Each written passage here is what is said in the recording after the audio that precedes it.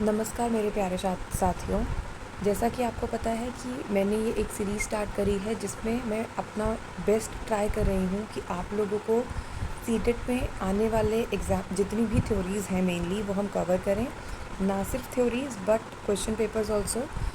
Main questions हमारे उसमें क्या आ सकते हैं। इस पूरी पीपीटी के थ्रू सबसे पहले हम जानेंगे कि जीन पियाजे हैं कौन, उन्होंने डेवलपमेंट को क्या कहा है, उसके अलावा ये रिलेटेड कैसे है, इंपॉर्टेंट पॉइंटर्स उसमें क्या हैं, टीचिंग से उसे हम कैसे जोड़ सकते हैं, इक्विलिब्रेशन क्या होता है, स्कीमा क्या होता है जिसमें हम ज़्यादातर कंफ्यूज रहते हैं। फिर जो हमारा सबसे प्रॉब्लमेटिक चीज़ होता है कि किस स्टेज में बच्चे का कौन सा वाला सेंस डेवलप होता है, वो कीवर्ड्स हम ट्राई करेंगे याद करने का जो डायरेक्टली हमारे एग्ज़ाम में आते हैं। फाइनली इस स्लाइड के एंड में मैंने कुछ क्वेश्चंस ऐड करे हैं जो हमारे एग्ज़ाम के पर्सपेक्टिव से बहुत ज़्यादा इम्पॉर्टेंट हो सकते हैं। तो इस तरीके से टोटल 20 स्लाइड्स हैं। मैं आपके 20 से 25 मिनट्स लूँगी, पर उसमें मैं आपको ये अश्योर करती हूँ कि हम जीन पियाजे की थ्योरी इतना डिटेल में पढ़ लेंगे कि इससे बाहर हमारा सीटेट का एक भी क्वेश्चन नहीं जाएगा। स्टार्ट करते हैं हम पेज 1 से। सबसे पहले किसी भी साइंटिस्ट के बारे में जब आप उनकी कोई थ्योरी पढ़ रहे होते हैं तो उनको जानना ज़रूरी होता है। तो सबसे पहले जीन पियाजे, जिन्हें कॉग्निटिव डेवलपमेंट का फादर बोला जाता है, यानी संज्ञानात्मक विकास का जनक, जिसका मतलब बेसिकली ये है कि उन्होंने बच्चे के दिमाग को समझने का, बच्चा किसी चीज़ को, अब जैसे अगर हम रियल लाइफ में देखें कि अगर हमारे सामने एक प्रॉब्लम आती है या कई बार होता है कि एक गिफ्ट हमें मिलता है, तो उस गिफ्ट को देखकर एक एडल्ट को, यानी एक जो वयस्क इंसान है, उसको जितनी खुशी होगी या उसका जो रिएक्शन होगा, बच्चे का रिएक्शन उससे बहुत अलग होगा। या किसी पनिशमेंट को लेकर, किसी रियलिटी को लेकर। तो जीन पियाजे ने ये ट्राई करा स्टडी करने का कि बच्चा एक चीज़ को कैसे समझता है, उसके दिमाग में कैसे चीज़ें डेवलप होती हैं। जीन पियाजे को फादर ऑफ जेनेटिक एपिस्टेमोलॉजी भी बोला जाता है। इस चीज़ पर ज़्यादा डिटेल डिस्कशन हम तब करेंगे जब हम अपनी DSSB की सीरीज़ कंप्लीट करेंगे। ये वाला पॉइंट सीटेट के लेवल के हिसाब से थोड़ा सा हायर हो जाएगा, तो अभी हम इस पर फोकस नहीं करते हैं। नेक्स्ट एक और बहुत इंपॉर्टेंट चीज़ जो जीन पियाजे ने कही है वो ये कि उनके अनुसार बच्चा एक छोटा वैज्ञानिक है, यानी उन्होंने बच्चे को लिटिल साइंटिस्ट कहा है। अब इससे दो चीज़ें हमें समझ में आती हैं। लाइक पहला तो ये कि आपके सीटेट एग्ज़ाम में डायरेक्ट क्वेश्चन आता है कि बच्चे को लिटिल साइंटिस्ट किसने कहा है। वो एग्जाम्पल्स में लेव वाइगॉत्स्की, जीन पियाजे, नॉम चॉम्स्की, कोलबर्ग, ये उन्होंने 4 एग्जाम्पल्स दे दिए। तो अब हमें उसमें से फाइंड आउट करना होगा। सेकेंडली, लिटिल साइंटिस्ट से मतलब क्या है कि जीन पियाजे के अनुसार बच्चा साइंटिस्ट जैसे खोज विचार करके, सारी चीज़ों की छानबीन करके, इन्वेस्टिगेशन करके फिर किसी डिसीजन पर आते हैं। सेम जीन पियाजे के अनुसार एक बच्चा भी किसी एक चीज़ को डिसाइड करने के लिए या अपने दिमाग में कंफर्म करने के लिए सारी चीज़ें, जितने भी ऑप्शंस हो सकते हैं, उन सब में अपना दिमाग दौड़ाता है और उसके बाद वो डिसाइड करता है कि क्या चीज़ वो मान सकता है। मतलब बच्चा अपने आसपास के एनवायरनमेंट को काफ़ी देखता है, समझता है और एक्सप्लोर करता है बेसिकली। अब हम आ जाते हैं नेक्स्ट स्लाइड पर, नेचर ऑफ डेवलपमेंट। मतलब जीन पियाजे ने डेवलपमेंट को कैसा कहा है या उनके हिसाब से डेवलपमेंट होता कैसा है। तो सबसे पहले डेवलपमेंट इज़ डिसकॉन्टिन्यूअस, जो एक सबसे इम्पॉर्टेंट चीज़ हमें समझनी है। हमारे एग्ज़ाम में डायरेक्टली क्वेश्चन आता है हमें कंफ्यूज करने के लिए कि जीन पियाजे से या जीन पियाजे का जो थ्योरी है कॉग्निटिव डेवलपमेंट की, उससे रिलेटेड कौन सा कथन गलत है। तो उन एक कथनों में कहीं ना कहीं आपको ये भी मिलेगा कि development is a continuous process, मतलब विकास सतत होता है। तो ये वाली चीज़ गलत होगी। जीन पियाजे के हिसाब से विकास सतत नहीं है। जैसा कि आप यहाँ पर देख रहे हैं, ये पेड़ है फॉर एग्जांपल, इनमें कोई स्टेजेस नहीं डिवाइड हो रखी हैं। सो जीन पियाजे के हिसाब से विकास इस अकॉर्डिंग नहीं होता। उनके हिसाब से विकास जो है वो सीढ़ी नुमा है, मतलब चरणों में होता है। जैसा कि हम नीचे वाले पिक्चर में अपने देख सकते हैं कि जब आप पहली सीढ़ी कंप्लीट करेंगे तब आप दूसरे पे जाएंगे और उसके बाद तीसरे पे। तो कुछ इसी तरीके से इन्होंने बच्चे के दिमाग को भी समझने की कोशिश करी है, जो हम आगे जानेंगे। उसके बाद आता है रेडिकल कंस्ट्रक्टिविस्ट। रेडिकल कंस्ट्रक्टिविस्ट का मतलब क्या है कि हमारे दिमाग में कुछ ऑलरेडी फिक्स्ड स्ट्रक्चर्स हैं जिनके हिसाब से हमारा दिमाग काम करता है। ये जीन पियाजे का विचार है उनकी रिसर्च के अकॉर्डिंग। एक और काफ़ी इम्पॉर्टेंट चीज़ जो जीन पियाजे ने बताई है या जो वो मानते हैं, दैट इज़ सोसाइटी और कल्चर का रोल। इन्हीं की तुलना या इनका कंपैरिजन अगर हम लेव वाइगॉट्स्की से करते हैं तो उन्होंने सोसाइटी को, कल्चर को काफ़ी इम्पोर्टेंस दी है कि बच्चा अपने आप को कल्चर के हिसाब से ढालता है। वेयर एज जीन पियाजे की अगर हम बात करते हैं तो उनके अनुसार बच्चे के डेवलपमेंट पर सोसाइटी का, कल्चर का बहुत कम फ़र्क पड़ता है। इसी वजह से उन्हें रेडिकल कंस्ट्रक्टिविस्ट कहा जाता है। मतलब ज्ञान का निर्माण स्वयं होता है। यानी पियाजे बेसिकली ये मानते हैं कि हमारे दिमाग में एक ऑलरेडी, जैसा हम कहें अगर सिस्टम में, हमारे कंप्यूटर में हमारे सॉफ्टवेयर फिट होता है, तो जितना सॉफ्टवेयर है आपका कंप्यूटर उसी हिसाब से अपनी बेस्ट फंक्शनिंग कर सकता है। तो जीन पियाजे के हिसाब से भी एक बच्चे के दिमाग में, वो साइंटिस्ट है, वो खोज विचार करता है, पर जितनी चीज़ें उसके दिमाग में फिक्स्ड हैं, जितना नेचर ने उसको दिया है, वो उसी अकॉर्डिंग डेवलप होता है। सोसाइटी का इंटरफेरेंस इसमें बहुत कम रहता है। उसके बाद नेक्स्ट हम आते हैं इम्पॉर्टेंट आइडियाज़। अगेन मैंने ये ट्राई करा है फ्रेंड्स की अपनी स्लाइड में मैं सिर्फ उन चीज़ों को एक्सप्लेन करूँ जहाँ से डायरेक्ट क्वेश्चंस आते हैं। स्टार्टिंग में थोड़ा सा ये बोरिंग हो सकता है आपके लिए, बट आई प्रॉमिस अगर आप 15 to 20 मिनट्स भी स्टिक करते हैं इन स्लाइड्स के साथ, तो इसके बाद पियाजे से रिलेटेड आपका कोई भी क्वेश्चन कहीं नहीं जाने वाला। अब हम आते हैं जीन पियाजे की और कुछ इम्पॉर्टेंट चीज़ों पर। सबसे पहला, जैसा कि आप देखेंगे, इन्होंने हेरिडिटी को ज़्यादा वैल्यू दी है, यानी वंशानुक्रम को अधिक महत्वपूर्ण बताया है हमारे एनवायरनमेंट से, यानी हमारे वातावरण से, जो हमने अभी ऊपर डिस्कस करा, मतलब इससे पहले वाली स्लाइड में, कि बच्चे की जीन्स में जो चीज़ें हैं, जो बच्चे को नेचर से मिला है, उन चीज़ों के हिसाब से ही बच्चा मैक्सिमम ग्रो कर सकता है। एनवायरनमेंट का, आपकी सोसाइटी का बहुत ज़्यादा फ़र्क उस पर नहीं पड़ता। और इस पर बहुत सारे क्रिटिक्स भी हुए हैं, क्योंकि हम आज के टाइम पर देखते हैं कि बच्चा अपने आसपास की चीज़ों से काफ़ी कुछ सोचता है, काफ़ी कुछ समझता है। उन चीज़ों पर हम बाद में आएंगे, स्कूल्स ऑफ साइकोलॉजी, बिहेवियरिस्ट और कॉग्निटिव स्कूल ऑफ साइकोलॉजी, वो चीज़ें हम उसमें डिटेल में डिस्कशन करेंगे। उसके बाद आता है डिस्कवरी लर्निंग, कि बच्चे के दिमाग में फ़िक्स है, फॉर एग्ज़ाम्पल, कि वो मैथ्स का प्लस और माइनस करना सीख सकता है, लेकिन उस प्लस और माइनस को सिखाने के लिए हमें बच्चे को सिर्फ थ्योरीज़ नहीं रटानी होंगी, हमें उसे एग्ज़ाम्पल्स देने होंगे, रियल लाइफ एग्ज़ाम्पल, ऐसी चीज़ें जो उसके लिए थोड़ी सी चैलेंजिंग हो, वो टास्क जो उसे करना पड़े। एक और चीज़ जिस चीज़ को पियाजे ने एक्सेप्ट करा है वो है इंडिविजुअल डिफरेंसेस, मतलब व्यक्तिगत भिन्नता। तो वो इस चीज़ में मानते हैं कि हर व्यक्ति में, हर बच्चे में कुछ कुछ डिफरेंसेस होते हैं और उस अकॉर्डिंग टीचर को अपनी टीचिंग स्टाइल को मोल्ड करना पड़ता है। एक और चीज़ जो जीन पियाजे ने बताई है, दैट इज़ कि विकास एक स्पाइरल फॉर्म में होता है। स्पाइरल का मतलब क्या होता है बेसिकली, अगर मैं ड्रॉ करूँ, यहाँ पर मैं ट्राई करूँ ड्रॉ करने का, तो जैसा आप ये देखेंगे, ये होता है एक स्पाइरल का फॉर्मेट हमारा। तो स्पाइरल का मतलब क्या है बेसिकली, कि ये एक स्टार्टिंग पॉइंट है, इस स्टार्टिंग पॉइंट से वो चीज़ आगे जा रही है, रिपीट हो रही है, फिर आप उसमें आगे बढ़े, एक्सेल कर लिया आपने रिपीट करा, फिर आप आगे बढ़े उसमें और आपने रिपीट करा। तो ये जीन पियाजे का बेसिकली कॉन्सेप्ट है कि अगर आपने एक बेसिक चीज़ सीख ली, जैसे मैंने सिंपल A to Z सीख लिए अल्फ़ाबेट्स, तब मैं उसको बेस बनाकर आगे एक उससे लेवल अप चीज़ों को सीख पाऊँगी। नेक्स्ट आता है फाइनल एक चीज़ जो जीन पियाजे ने अपनी थ्योरी में एक्सप्लेन करी है, वो है स्कीमा। स्कीमा का बेसिक मतलब जो होता है, दैट इज़ हमारे दिमाग में किसी चीज़ का क्या स्ट्रक्चर बना हुआ है, इसको पियाजे ने स्कीमा कहा है बेसिकली। यानी एक बच्चे के दिमाग में अगर हम बोलते हैं गाय, तो उसके सामने एक जानवर आता है जिसका एक मुंह है, दो पैर हैं, दो हाथ है, मतलब 4 टांगे हैं, वाइट कलर का ब्लैक प्रिंट वाला वो जानवर है, तो उसके लिए वो गाय है। तो यानी वो एक स्कीमा बन चुका है हमारे दिमाग में, एक काइंड ऑफ इमेज बन चुकी है किसी चीज़ की। अब अगर आपके सामने या उस बच्चे के सामने एक कुत्ता आता है जो छोटे साइज़ का है, वो कुत्ता भी काला और सफ़ेद कलर का है, कुछ गाय के जैसा रंग का, उसके भी 4 पैर हैं, उसके भी एक मुंह है, 2 कान है, तो बच्चा उसको देखकर ये नहीं कहेगा कि वो कुत्ता है।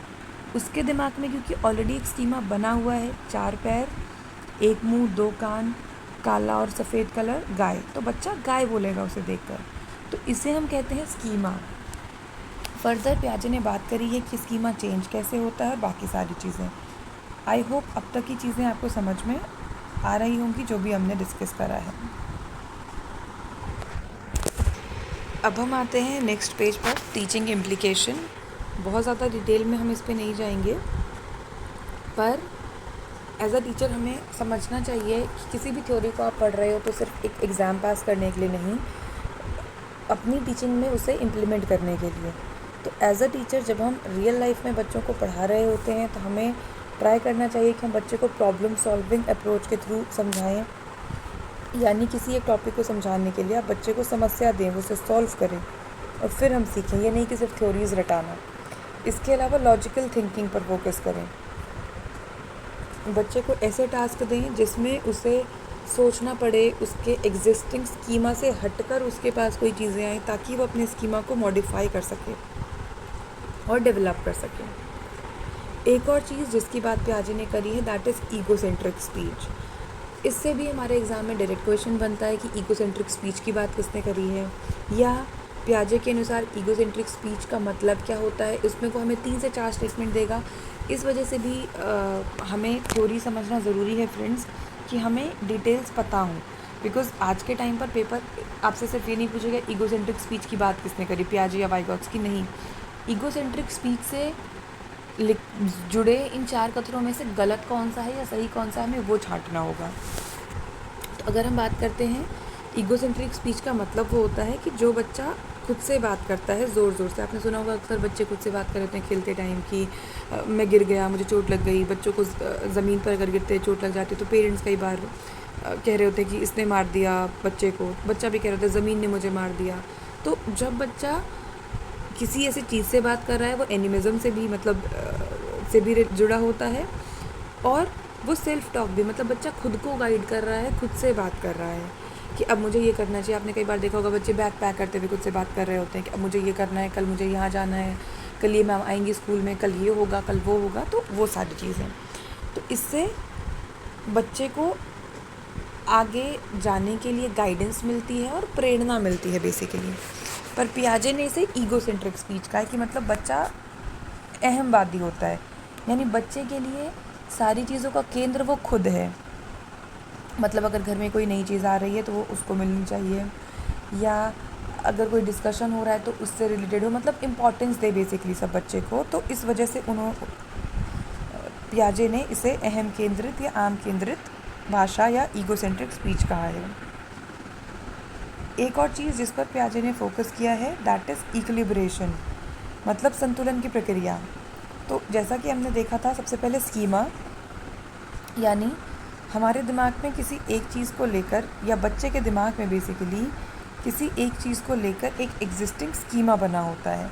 यानी मेरे दिमाग में है कि एक 4 पैर वाला जानवर जो है, जिसके वाइट शरीर है, काले प्रिंट्स हैं उस पर, उसका एक मुंह है, 2 कान है, वो एक गाय है, ठीक है।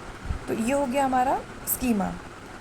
अब अगर उस स्कीमा में मैंने एक और जानवर देखा जिसके 2 पैर थे, रंग था वैसा ही, बस वो हाइट में छोटा था, कुत्ता था वो रियल में, पर क्योंकि वो मेरे एग्जिस्टिंग स्कीमा की सारे क्राइटेरियाज़ को फुलफ़िल कर रहा है, तो मैं उस चीज़ को क्या माना जाता है, एसिमिलेशन।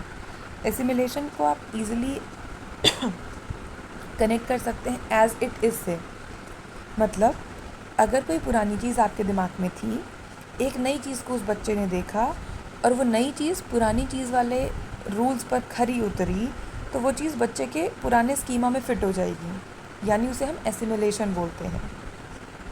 लेकिन जो नई चीज़ आपने देखी है, अगर वो आपके दिमाग में ऑलरेडी फ़िट हुई इन्फॉर्मेशन से थोड़ी सी अलग है, फॉर एग्ज़ाम्पल बच्चे ने एक कुत्ता देखा जो पूरा काले रंग का है, तो उसने देखा 4 पैर हैं उसके, जो कि गाय में भी हैं, जो उसके ऑलरेडी स्कीमा यानी उसके दिमाग में है एक इमेज गाय की। उसने देखा उसका एक मुंह, 2 कान भी हैं, पर जब वो रंग नोटिस कर रहा है तो उस गाय का रंग सफ़ेद था विद ब्लैक डॉट्स, बट यहाँ पर उस कुत्ते का रंग पूरा काला है। या यहाँ पर उसके सामने एक बफेलो हो सकती है, या एक गाय भी हो सकती है जो पूरा काले कलर की हो। तो अब बच्चे को यहाँ पर अपने स्कीमा में चेंज करना होगा, मतलब अपने ऑलरेडी दिमाग में जो एक गाय की इमेज बनी है उसे चेंज करना होगा। अगर वो एक कुत्ता देख रहा है तो उसे उस चीज़ को मॉडिफाई करना होगा कि इसी स्ट्रक्चर के साथ थोड़े छोटे साइज़ में कुत्ता भी हो सकता है, या एक और गाय भी हो सकती है, यानी गाय की एक और वैरायटी होती है जो पूरी तरीके से काली भी हो सकती है। तो इस प्रक्रिया को हम कहते हैं एकोमोडेशन, यानी पुराने ज्ञान में थोड़ी बहुत एडजस्टमेंट करना ताकि नई चीज़ को आप उसमें फ़िट कर सकें या नई चीज़ को उसके साथ फिट कर सकें।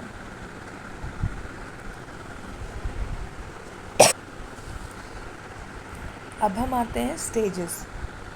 सो जीन पियाजे ने जो 4 मेन स्टेजेस दी हैं डेवलपमेंट की, उनमें हमारी आती है सबसे पहली सेंसरी मोटर स्टेज 0 to 2 वाली, जिसे हम संवेदी गत्यात्मक अवस्था बोलते हैं।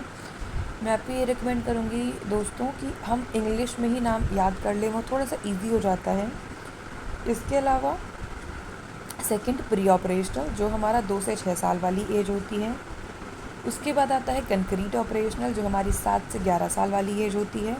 एंड फाइनली आता है हमारा फॉर्मल ऑपरेशनल, जो 12 से अबव एज वाले बच्चे होते हैं। तो अब हमें इसमें ये समझना है कि पियाजे ने जब बच्चों की स्टडी करी, उनके दिमाग के लेवल की स्टडी करी, तब उन्होंने पाया और उन्होंने बताया कि कैसे एक एज के हिसाब से बच्चा क्या क्या चीज़ें करता है। अब अगर हम एज वाइज देखते हैं, सबसे पहले सेंसरी मोटर, जैसा कि हमें नाम से समझ में आ रहा है, सेंसेस के थ्रू बच्चा 0 से 2 साल वाली एज में है, जिसमें वो किसी से बात नहीं कर सकता। उसके लिए उसको अगर भूख लगी है, उसको अगर वॉश मतलब सूसू पॉटी के लिए जाना है बेसिकली, तो उसके पास जो ऑप्शन है वो क्राइंग का है, रोना, मतलब अपने सेंसेस के थ्रू बताना। तो सबसे पहला जो सेंसरी मोटर स्टेज में हमारा होता है शैशवा अवस्था में, उसे हम बोलते हैं लर्निंग थ्रू सेंसेस या फिर एक्शन। यानी बच्चे को अगर आप कोई भी नई चीज़ देंगे तो वो अपने सेंसेस, और उसमें भी जो सबसे स्ट्रॉन्ग सेंस होती है बच्चे का, वो मुंह होता है, मतलब सकिंग वाली चीज़, कि आपने कोई भी चीज़ दी बच्चे को, वो मुंह में उसे लेने का ट्राई करता है ताकि वो जान सके, समझ सके, महसूस कर सके कि वो चीज़ है क्या। इसके अलावा एक चीज़ जो इस एज में बच्चों में आ जाती है, उसे हम बोलते हैं वस्तु स्थायित्व, यानी ऑब्जेक्ट परमानेंस। शुरू में मतलब 6-7 महीने में वाली चीज़ नहीं आती बच्चे में, बट जब तक बच्चा 1.5 साल का 2 साल का होता है, उसे पता चल जाता है कि जो चीज़ें हैं वो परमानेंट रहती हैं इस दुनिया में।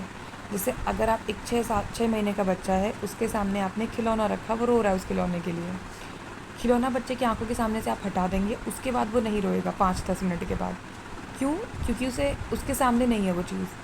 पर अगर वो बच्चा 1.5 साल का है, 2 साल का है, वो किसी खिलौने के लिए रो रहा है, आपने वो खिलौना वहाँ से हटा भी दिया, तब भी वो बच्चे के दिमाग में रहेगा कि ये खिलौना एग्जिस्ट करता है, और स्टिल बच्चा उस चीज़ के लिए रोएगा। कई बार ऐसा होता है कि हम किसी और खेल में हमने बच्चे को लगा दिया, या वो किसी और अपने पेरेंट्स के साथ इन्वॉल्व हो गया, तो वो चीज़ भूल जाए, बट उसके दिमाग में कहीं ना कहीं है वो चीज़ कि ये चीज़ें परमानेंट हैं। पर जब तक बच्चा 6 महीने का होता है, उसके लिए चीज़ें out of the site, out of the mind वाली, कि आपकी नज़र के सामने जो चीज़ नहीं है वो एग्जिस्ट ही नहीं करती इस दुनिया में। मतलब दूसरों की नकल करना, तो 0 से 2 साल के बीच में बच्चे दूसरों की नकल करते हैं। एक और चीज़ दोस्तों, मैंने नोटिस करा कि हमारे 18 से 20 मिनट हो चुके हैं, मैक्सिमम मैं आपके 25 से 30 मिनट लेना चाहती हूँ, उससे ज़्यादा नहीं। तो आई विल ट्राई कि हम मेन पॉइंटर्स को ही डिस्कस करते हुए आगे बढ़ें। अगर आप कहेंगे तो फाइनल एग्ज़ाम से पहले एक बार हम क्विक रिवीजन कर लेंगे। मैं ट्राई करूँगी कि जो मेरा 20 पेजेस के नोट्स मैंने बनाए हैं, स्लाइड बनाई है, उनको मैं 2 से 3 पेजेस में ही कवर कर लूँ। नेक्स्ट आता है स्ट्रेंजर्स एंजाइटी, यानी अजनबियों से डर। 0 से 2 साल वाले बच्चे को अजनबियों से डर लगता है, वो अपने मम्मी पापा के साथ ज़्यादा सेफ फील करते हैं, या घर वालों के साथ बेसिकली। इसके अलावा गोल डायरेक्टेड बिहेवियर होता है बच्चों का, मतलब वो बहुत ज़्यादा आगे की नहीं सोचते हैं। अगर अभी उन्हें भूख लगी है तो वो रोएंगे, उन्हें खाना मिलेगा, वो चुप हो जाएंगे। उन्हें अगर सूसू पॉटी जाना है तो मतलब बेसिकली आ रही है अगर ऐसा कुछ, तो वो रोएंगे। पेरेंट्स आए, उन्होंने डायपर चेंज किया, बच्चा खुश हो गया। तो बहुत लॉन्ग टर्म का नहीं इसमें बच्चा सोचता, ऑब्वियसली 0 से 2 साल का बच्चा नहीं सोच सकता है।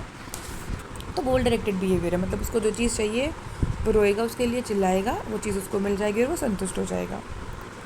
उसके बाद हम आते हैं प्री ऑपरेशनल। प्री ऑपरेशनल मतलब 2 से 6 साल वाला एज जो होती है हमारी, यानी इसमें बच्चा प्री स्कूल जाना शुरू कर देता है बेसिकली। तो ये हमारी लैंग्वेज स्टेज, डेवलपमेंट की स्टेज, यानी बच्चे का भाषा का विकास हो रहा होता है, वो बोलना सीखता है। लैंग्वेज डेवलपमेंट के लिए सबसे क्रिटिकल स्टेज इसे बोला जाता है। इसमें बच्चे के अंदर ईगोसेंट्रिक स्पीच आ जाती है या ईगोसेंट्रिज्म आ जाता है, यानी बच्चा अपने आप से बात कर रहा होता है, बच्चा खुद ही केंद्र होता है, मतलब उसको लगता है कि सब कुछ मैं ही हूँ, सबके लिए मैं ही हूँ सब कुछ। एक और चीज़ इसमें जो बच्चा स्टार्ट कर देता है दैट इज़ सिंबॉलिक प्ले, या जिसे हम बोलते हैं प्रतीकात्मक खेल। यानी आपने कई बार देखा होगा कि बच्चे हाथ में पेन लेकर टीचर बन जाते हैं, मतलब अपने आप को टीचर का रोल में कर रहे होते हैं, या उन्होंने कोई टॉय रखा है तो उस टॉय का उन्होंने नाम रख दिया कि मेरा ये फ्रेंड है, तो उसे हम कहते हैं सिंबॉलिक प्ले, मतलब किसी एक चीज़ को जो वो है नहीं वैसा बनाकर खेल खेलना। नो लॉजिक, मतलब इस स्टेज में बच्चों में लॉजिक नहीं होता, एनिमिज्म होता है, यानी वो नॉन लिविंग चीज़ों को भी लिविंग मानते हैं। कि आपने कई बार देखा होगा बच्चे के पास अगर एक टेडी है, वो गिर गया तो बच्चे को लगता है कि उसको चोट लग गई, वो रो रहा है। बहुत हमने बच्चों को देखा है वो गुड़िया से खेल रहे हैं तो उसको भी वो खाना खिला रहे हैं, उसको सुला रहे हैं अपने साथ, तो इसे ही हम एनिमिज्म कहते हैं। एक और चीज़ इस स्टेज में जो बच्चों में होती है दैट इज़ इरिवर्सिबिलिटी, मतलब अपरिवर्तनीयता। यानी अगर वो ए से बी पर, जैसे अगर आप उन्हें बोलते हैं कि A is equals to B and B is equals to C, तो बच्चा ये नहीं बता पाएगा कि अल्टीमेटली बी भी सी ही है। या अगर आप उसे कहते हैं फॉर एग्ज़ाम्पल कि लाल रंग से ऑरेंज रंग बनता है, तो बच्चा ये नहीं बता पाएगा कि ऑरेंज रंग जो है वो इन जनरल रेड से ही बनता है। एक और चीज़ इसमें जो बच्चों में आती है that is pretended play. I think मैंने आपको सिंबॉलिक प्ले और प्रिटेंडेड प्ले में दोनों चीज़ें सेम एक्सप्लेन कर दी। सो प्रिटेंडेड प्ले का मतलब होता है बेसिकली कि काल्पनिक खेल खेलना, अपने आप को टीचर, अपने आप को मम्मी, कई बार होता है हम देखते हैं बच्चे मम्मी या पापा बन के गेम खेल रहे होते हैं तो वो वाली सारी चीज़ें। एक और चीज़ ट्रांसडक्टिव रीजनिंग इस टाइम पर बच्चों में होती है, जिसे हम बोलते हैं विशेष से विशेष तर्क। यानी किसी एक चीज़ को लेकर बच्चे के दिमाग में जो तर्क होगा आप उसे सोच भी नहीं सकते हैं, नाइव थ्योरीज जिसे हम बोलते हैं।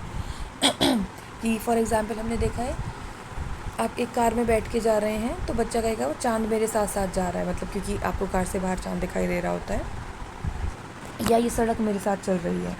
तो प्रॉपर लॉजिक की कमी होती है, बट बच्चों की अपनी ही एक थ्योरीज़ होती हैं जिसे हम ट्रांसडक्टिव रीजनिंग या नाइव थ्योरीज़ बोलते हैं। और लैक ऑफ कंजर्वेशन, यानी जैसे अगर हम बच्चे को कहते हैं कि लेट्स से एक ग्लास वाटर, यानी एक ग्लास भरा हुआ पानी, और उसी पानी को जब हम एक कटोरी में डाल देते हैं तो क्या दोनों सेम हैं या दोनों अलग अलग हैं, तो इस चीज़ को बच्चा अभी इस वाली स्टेज में उतना डिटेल में नहीं बता पाता। तो इन जनरल जो हमारी 2 से 6 साल वाली एज है उसमें बच्चे का भाषा का विकास होता है, वो खुद से बात करता है, वो सिंबॉलिक प्ले या प्रिटेंडेड प्ले वाली चीज़ उसमें आ जाती है, यानी आसपास की चीज़ों से वो खेलता है। एनिमिज्म उसमें होता है, यानी जड़ वस्तुओं को या निर्जीव वस्तुओं को भी सजीव मानना, और लॉजिक की कमी रहती है बच्चे में। उसके बाद आती है हमारी कंक्रीट ऑपरेशनल। तो जैसा कि नाम से पता चल रहा है कि बच्चे में धीरे धीरे लॉजिक आना शुरू हो जाता है, यानी 7 से 11 साल वाली एज। इसमें बच्चे के दिमाग में लॉजिकल थिंकिंग आती है क्योंकि अब उसने स्कूल जाना शुरू कर दिया है। कंजर्वेशन मतलब उसको पता है कि एक गिलास पानी तो आप एक बड़े ग्लास में रखें या आप उसे कटोरे में रख दें तो वो हॉरिजॉन्टल या वर्टिकल बराबर ही रहेगा। रिवर्सिबिलिटी मतलब अगर आपने बच्चे को कहा कि A is equals to B, B is equals to C, तो अल्टीमेटली बच्चे को पता है कि C is equals to A। Classification यानी अगर आपने बच्चे को ग्रुप दे दिया कुछ चीज़ों का कि लेट से हमने फलों के नाम बता दिए, तो बच्चा उसमें से क्लासिफाई कर सकता है कि रेड फ्रूट्स कौन से हैं, येलो फ्रूट्स कौन से हैं, या फ्रूट्स में से भी या वेजिटेबल्स में से भी लीफ वाली वेजिटेबल्स कौन सी हैं, रूट वाली वेजिटेबल्स कौन सी हैं। सीरिएशन यानी बच्चा किसी चीज़ को सीरीज़ में लगा पाता है, बड़े से छोटा, छोटे से बड़ा जिसे हम बोलते हैं। एक और चीज़ जो बच्चे में आ जाता है दैट इज़ डिसेंट्रेशन, कि मतलब पहले क्या था कि बच्चा किसी एक चीज़ का सिर्फ एक एस्पेक्ट देख पाता था, यानी इससे पहले वाली स्टेज में, पर अब किसी एक चीज़ के बच्चे मल्टीपल पर्सपेक्टिव देख पाते हैं। उनमें इंडक्टिव रीजनिंग आ जाती है और ट्रांजिविटी, इसके साथ साथ ओवरकम ऑफ ईगोसेंट्रिज्म, कि मतलब बच्चे उस अहम केंद्रिता को ओवरकम कर लेते हैं, क्योंकि अब वो घुल मिल रहे हैं, दूसरे बच्चों के साथ खेल रहे हैं, तो उनमें वो ईगोसेंट्रिक वाली चीज़ कम हो जाती है। नेक्स्ट हम आते हैं फॉर्मल ऑपरेशनल पर, यानी बच्चा 12 ईयर प्लस हो जाती है उसकी एज, अब वो प्रॉपर हाई स्कूल में जाने लग जाता है। सो बच्चे के पास एब्स्ट्रैक्ट थिंकिंग आती है, यानी अब तक बच्चा कंक्रीट वाली स्टेज में यानी 7 से 11 में वो चीज़ें सोच सकता था, उन चीज़ों के लॉजिक लगा सकता था जो उसके सामने है, पर अब बच्चा उन चीज़ों के बारे में भी, मतलब जो हायर या फिर जिसे हम कहते हैं हायर ऑर्डर थिंकिंग वाले क्वेश्चंस होते हैं, उन्हें भी सॉल्व कर सकता है। मैथ्स के डिफ़िकल्ट चीज़ें भी वो सॉल्व कर सकता है। हाइपोथेटिकल रीजनिंग आ जाती है बच्चे के में, कि जैसे अगर आप इमेजिन करें आप इस सिचुएशन में हो, वेरएज इससे पहले वाली स्टेज में क्या था कि बच्चे को आपको वो रियल सिनेरियो देना पड़ता था। नेक्स्ट आती है लॉजिकल रीजनिंग आ जाती है बच्चे में, और प्रोपोर्शनल थिंकिंग आ जाती है, यानी सोचने विचारने की ज़्यादा बेटर क्षमता। तो की कॉन्सेप्ट्स अगर हम बात करें पियाजे ने जो दिए हैं अब तक, जो हमने 4 स्टेजेस डिस्कस करी। पहला 0 to 2 ईयर्स का बच्चा, जिसमें सेंसेस के थ्रू वो सब कुछ सीख रहा है और गोल्ड रेटेड बिहेवियर है उसका, जो चाहिए उसके लिए उसने रोया, उसे वो चीज़ मिल गई। उसके अलावा जब हम आते हैं नेक्स्ट स्टेज पर, प्री ऑपरेशनल, यानी 2 से 6 साल वाली एज, बच्चा प्ले स्कूल जाने लग जाता है, अपने फ्रेंड्स उसके बन जाते हैं, पर उसमें ईगोसेंट्रिज्म होता है, बच्चा खुद से बात करता है, वो एनिमिज़म होता है, यानी बच्चा चीज़ों को इंसान की तरह देखता है, वो अपने आप को कभी टीचर बन के खेल रहा है, कभी पेरेंट बन के खेल रहा है। उसके बाद आ जाती है हमारी 7 to 11 वाली कंक्रीट ऑपरेशनल, मतलब बच्चे में लॉजिक आना शुरू हो जाता है, कंजर्वेशन क्या होती है उसे समझ में आ जाता है, ईगोसेंट्रिक स्पीच उसकी ख़त्म हो जाती है, पर अभी भी बच्चा सिर्फ उन चीज़ों के बारे में सोच सकता है जो उसके सामने प्रेजेंट हो।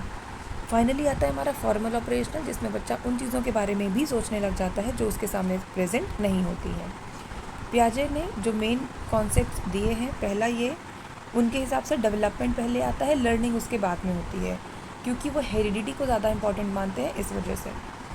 थॉट्स हमारे दिमाग में पहले आते हैं, उसके बाद लैंग्वेज आती है, और लर्निंग हमारी एडाप्टेशन से होती है, मतलब जब आप एक नए वातावरण में अपने आप को ढालना सीख लेते हैं, एडजस्ट करना सीख लेते हैं, तब आप बेटर लर्न कर पाते हैं। अब अगर आप अभी तक 27 मिनट्स तक हमारे साथ बने थे, थैंक यू सो मच उसके लिए। अब हम आते हैं फाइनल अपने प्रैक्टिस क्वेश्चंस पर। सबसे पहले, a child calls a dog a cow a dog because it has 4 legs, what does this mean? मतलब एक बच्चा एक गाय को कुत्ता कहता है क्योंकि उसके 4 पैर हैं, तो ये क्या दर्शाता है, इससे हमें क्या समझ में आता है? एसिमिलेशन मैंने आपको बताया था हम कैसे याद रख सकते हैं, एज इट इज़, मतलब अगर आपने कोई नई चीज़ देखी पर फिर भी आप उसको पुरानी चीज़ की तरह ही बुला रहे हो जो हमारे माइंड में पिक्चर फिट है, तो उसे हम कहते हैं एसिमिलेशन या समायोजन। एकोमोडेशन का मतलब क्या होता है? एकोमोडेट करना, किसी चीज़ को चेंज करना, अनुरूपण। नेक्स्ट आता है ऑर्गेनाइज, और सेकंड उसके बाद आता है स्कीमा। तो स्कीमा हमें पता है ऑलरेडी एग्जिस्टिंग स्ट्रक्चर जो है हमारे माइंड में। तो अब क्वेश्चन के हिसाब से आपने एक कुत्ते को देखा, पर क्योंकि आपको पता है कि उसके 4 पैर हैं, इस वजह से आप उसे डॉग कह रहे हो, यानी बच्चा उसे डॉग कह रहा है बेसिकली, आई मीन काव कह रहा है बेसिकली। तो यहाँ पर जो हमारा करेक्ट आंसर होगा दैट इज़ एसिमिलेशन, यानी हमारा ऑप्शन ए, कि बच्चे ने ज्ञान को अपने या स्कीमा को चेंज नहीं करा। अगर उसने चेंज करा होता तब हम उसे एकोमोडेशन कहते हैं, लेकिन एज इट इज़ जब उसने फिट कर लिया तब आप उसे एसिमिलेशन कहते हैं। नेक्स्ट क्वेश्चन हमारा आता है कि पियाजे के अनुसार बच्चों की सोच वयस्कों से मुख्यतः किस प्रकार भिन्न होती है?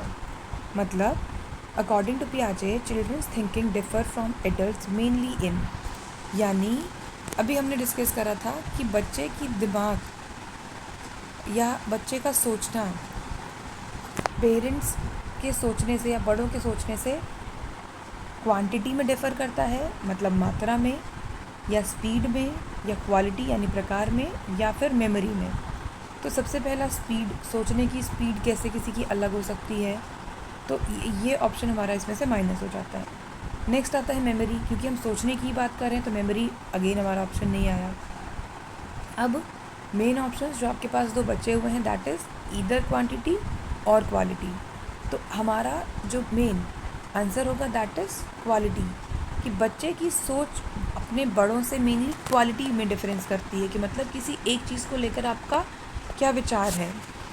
नेक्स्ट हम आते हैं, a child changes his understanding after learning new information. This is यानी नया ज्ञान मिलने पर बच्चा अपनी सोच को बदलता है। ये डिटेल्ड एक्सप्लेनेशन इसका जस्ट अभी हमने इससे प्रीवियस वाले क्वेश्चन में देखा, उसे हम कहते हैं एकोमोडेशन, यानी पुराने ज्ञान को चेंज करना ताकि नया ज्ञान उसमें फिट हो सके। इसके बाद हमारा क्वेश्चन आता है, which stage includes development of logical thinking about real objects. यानी जो रियल ऑब्जेक्ट्स हैं, यानी जो आपके आसपास हैं, जिसे आप देख सकते हैं, जिसे देख सकते हैं, छू सकते हैं। कोई चीज़ जिसे हम देख सकते हैं, जिसे छू सकते हैं, मतलब है कि वो कंक्रीट है, उसके बारे में आप लॉजिकल थिंकिंग हमें पता है कि प्री ऑपरेशनल में, सेंसरी मोटर में तो बच्चे के पास बिल्कुल नहीं है लॉजिकल थिंकिंग। क्यों? क्योंकि वो 0 से 2 साल का है, सेंसस के थ्रू जो चाहिए उसके लिए रो रहा है, बस। नेक्स्ट आता है प्री ऑपरेशनल, इसमें भी बच्चा खेल रहा है और एनिमिज़म है उसके अंदर, कि वो निर्जीव चीज़ों को भी मान रहा है कि उसमें जान है, तो लॉजिकल थिंकिंग फॉर श्योर उसमें नहीं होगी।